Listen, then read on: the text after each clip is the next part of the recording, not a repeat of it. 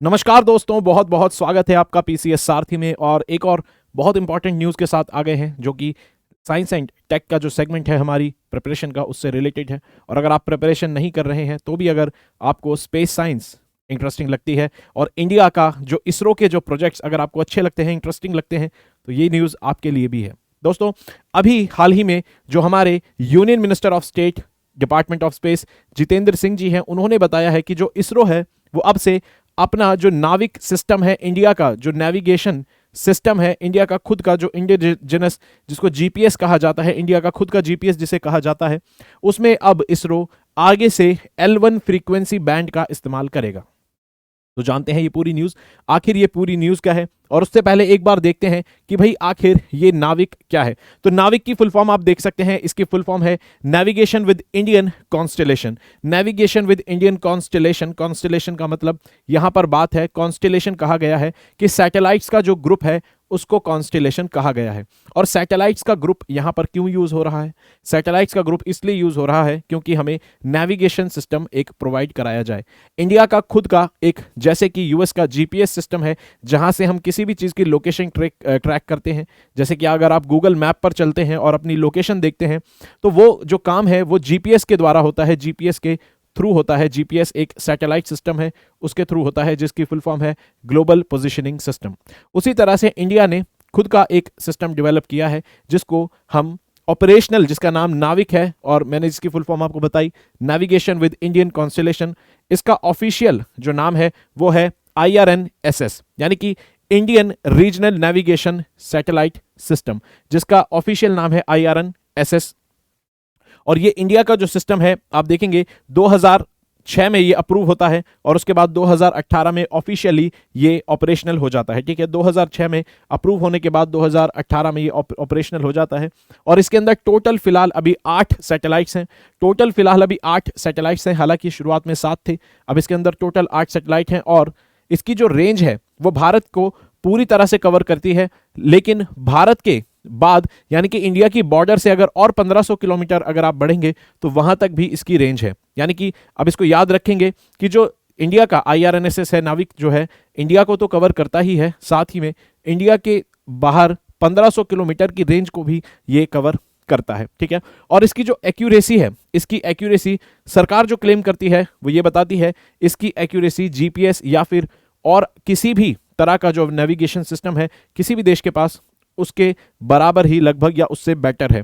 और जो दूसरे देशों में आपको देखने को मिलेंगे उनके पास जो नेविगेशन सिस्टम है, जैसे यूएस का हमने बात करी कि यूएस का जीपीएस है, उसी तरह से रशिया का आपको दिखेगा ग्लोनास सिस्टम, यूरोप का दिखेगा आपको गैलीलियो, और जापान का आपको दिखेगा QZSS, और चाइना का है बिडाउ। तो चाइना का है बिडाउ, ये सब इनके खुद के नेविगेशन सिस्टम है, जैसे इंडिया का नाविक है। ठीक है, और अभी जो नाविक का करंट इस्तेमाल हो रहा है, करंट इस्तेमाल इसका जो सरकारी व्हीकल्स होते हैं, पब्लिक व्हीकल्स होते हैं, जो पब्लिक वाहन होते हैं, सरकारी वाहन, उनको ट्रैक करना, ठीक है, डिजास्टर के समय पर डेटा कलेक्ट करना, और साथ ही में मछुआरों को जो तूफान की वार्निंग, चेतावनी वगैरह, इस तरह के कामों में अभी इसका इस्तेमाल हो रहा है। ठीक है, और साथ ही में सरकार अब मन बना चुकी है, पूरी तरह से पुश कर रही है सरकार कि जो फोन मैन्युफैक्चरिंग कंपनीज हैं उनको कहा है कि भाई जल्दी से आप क्या करें, अपने फोन्स में ऐसी फैसिलिटी प्रोवाइड कराएं जिससे यूजर जीपीएस के साथ साथ इंडिया के जो नाविक, जो इंडिया का इंडिजिनस सिस्टम है, स्वदेशी सिस्टम,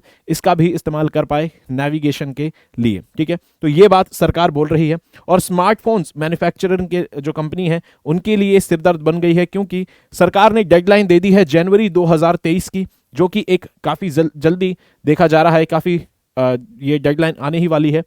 और जो कंपनीज हैं इनके ऊपर एक दबाव ये भी पड़ रहा है कि अब इनको अपने हार्डवेयर को, सॉफ्टवेयर को इस तरह से बनाना होगा कि वो नाविक के साथ कंपैटिबिलिटी को मेंटेन कर सकें, और इस वजह से उनका खर्चा भी बढ़ सकता है। ठीक है, तो ये कंसर्न है जो कि फोन मैन्युफैक्चरिंग कंपनीज का है।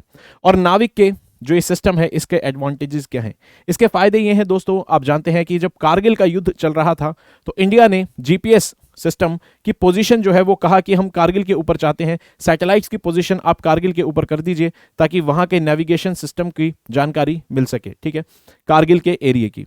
लेकिन उस समय इंडिया की इस रिक्वेस्ट को यूएस ने डिनाई कर दिया था और इसी के बाद आप देखते हैं कि इंडिया ने काफ़ी ज़ोरों शोरों से काम शुरू करा अपने खुद के इंडिजिनस नेविगेशन सिस्टम को। तो इसका एक फ़ायदा तो यह है कि कल को क्राइसिस के समय पर अगर आप किसी दूसरे देश पर निर्भर हैं तो वो आपको मना नहीं कर सकता। जैसे अगर मान लीजिए आप अगर अपने खुद का आपने सिस्टम अब डेवलप कर लिया तो आपको क्राइसिस के समय पर किसी और पर निर्भर रहने की ज़रूरत नहीं पड़ेगी। तो इंडिया अपना खुद का सिस्टम अब आत्मनिर्भर तरीके से चला सकता है।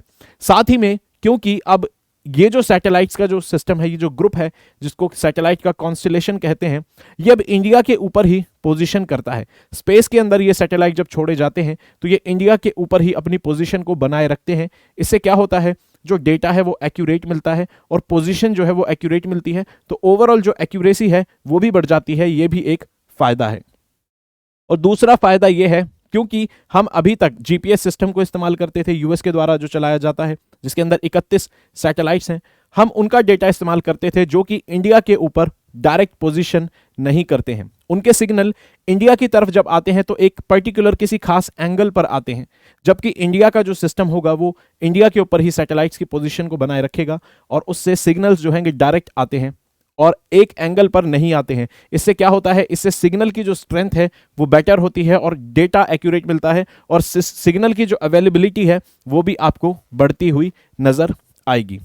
तो अब ये सवाल उठता है कि भाई हमने ये सब कुछ जान लिया कि भाई नेविगेशन सिस्टम क्या होता है, इंडिया का नेविगेशन सिस्टम कैसे काम करता है, क्या है, कितने सैटेलाइट्स हैं, अब इसरो क्या कर रहा है। ठीक है, तो इसरो अब जो प्रेजेंटली देखा जाए, अभी जो इसरो के नेविगेशन सिस्टम जो है नाविक का, उसके अंदर जो सैटेलाइट्स हैं वो दो तरह के सिग्नल्स पे काम करते हैं, जिसकी एक की फ्रीक्वेंसी आती है L5 बैंड में और एक की आती है S5। तो दो तरह की फ्रीक्वेंसी पर अभी प्रेजेंटली नेविगेशन सिस्टम काम करता है। लेकिन अब इसरो ने एक नई सीरीज जो ऐड करनी शुरू की है इन सैटेलाइट्स में, तो अब से इन सीरीज में आप देखेंगे अब नए तरीके के सैटेलाइट छोड़े जाएंगे। जो अभी प्रेजेंट 8 सैटेलाइट हैं उनको रिप्लेस करेंगे धीरे धीरे।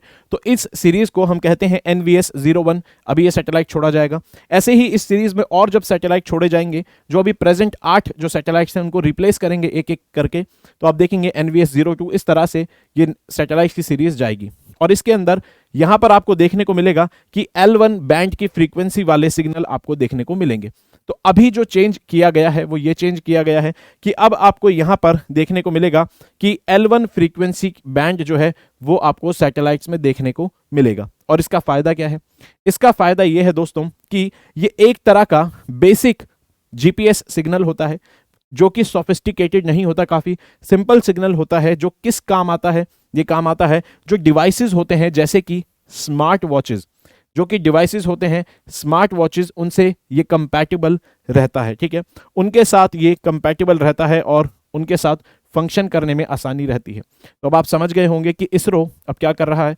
इसरो जो हमारा नेविगेशन सिस्टम है IRNSS, उसको कंपैटिबल बनाना चाह रहा है, सिर्फ फोन्स के साथ ही नहीं बल्कि बाकी जो ऐसे डिवाइसेस हैं जिसमें नेविगेशन सिस्टम का यूज होता है, जैसे कि जो वेरिएबल इलेक्ट्रॉनिक डिवाइसेस होते हैं, जैसे कि स्मार्ट वॉच हो गई, उसके अलावा आप स्मार्ट बैंड्स बोल सकते हैं। तो इस तरह के कोई भी जो सिस्टम होंगे उसमें ये L1 फ्रीक्वेंसी काम करती है। तो इसरो का पूरा मन बन चुका है कि अब वो चाहता है कि सिर्फ फोन्स में और गाड़ियों में ही नहीं बल्कि जो छोटे छोटे डिवाइसेस होते हैं वहां पर भी जो नाविक है उसका इस्तेमाल किया जाए। तो दोस्तों ये थी इंपॉर्टेंट न्यूज़। आई होप आपको इंटरेस्टिंग लगी होगी और समझ आई होगी। और अगर आपको इंटरेस्टिंग लगी है तो अगर आपको मुझसे डायरेक्ट जुड़ना है तो मुझे इंस्टाग्राम पर आप फॉलो कर सकते हैं। ठीक है, टेलीग्राम पर आप मुझे इस चैनल पर ज्वाइन कर सकते हैं। अगर आपको PDF चाहिए किसी भी टॉपिक की, किसी भी लेक्चर की या फिर इस पर्टिकुलर क्लास की, और आप मुझे मेल भी कर सकते हैं अगर आपका और भी कोई डाउट हो तो ये था आज का सेशन। मिलते हैं दोस्तों, जय हिंद।